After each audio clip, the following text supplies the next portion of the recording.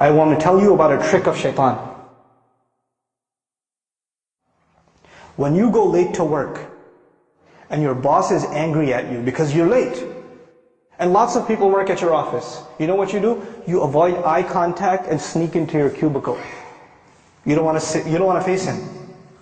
When you have a bad report card, and you go home to your family, you're in 6th, 7th grade, you got a bad report card, you sneak into the house. There's no Assalamu alaikum, I'm home. You sneak in and you kind of go and you pass out, you go to sleep. Right? What happened in school? Nothing. When you disappoint someone, you avoid contact with them. You avoid, it's natural. In this case, when we do something shameless, when we wrong ourselves, who have we disappointed?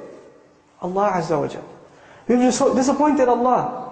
So naturally, Shaitán takes advantage of this. He comes to you and me and he says, you're going to go pray now, you hypocrite? You do this shameless thing, you do this and that, and now you want to go attend a class? Now you want to go do, ibadah? You should be, you're such a two-faced person. So this person says to themselves, yeah, I shouldn't go pray because I'm two-faced. Shaitan takes advantage. He distances you from Allah. And we're embarrassed to go before Allah Azza wa Jal. But the true muttaq, he does something wrong. He does something wrong. And immediately what does he do? He remembers Allah. Dhakarullah. There's not even fa, no thumma, nothing. Dhakarullah, immediately. فَاسْتَغْفَرُوا لِذُنُوبِهِمْ. Then they asked Allah to forgive for their sins. And the word for sins here, dhunub, comes from dhanab actually, a tail. That which you're not proud of. That which humiliates you. Something you did that you're not proud of. And they ask Allah to forgive those embarrassing things that they did. وَمَنْ يَغْفِرُ الذُّنُوبَ إِلَّا اللَّهِ. Who's going to forgive sins if not Allah? Who are you going to go to? Where else you got to go? Who knows the things that you and I have done wrong except ourselves and Allah? There's a lot of things in our closet that Allah has not exposed. And only Allah knows, and we have to find the time to ask Allah to forgive. This is the main attribute of people that are described that enter Jannah. أُولَٰئِكَ لَهُمْ جَنَّاتٌ تَجْرِي مِنْ تَحْتِهَا الْأَنْهَارُ. The ayat are coming. The sandwich between mentions of Jannah. And the last thing I share with you about this final passage, one time I was with my family, and we were at a mall, and this other mom, her child, she was yelling at her child. This mother was yelling at her child, and the kid's crying his head off.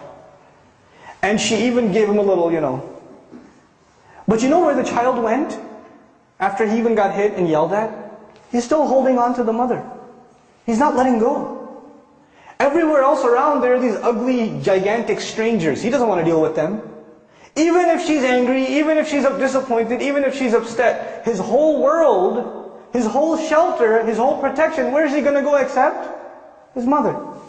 And it made me think, subhanallah, when you and I sin, when you and I disobey Allah, where are we going to go?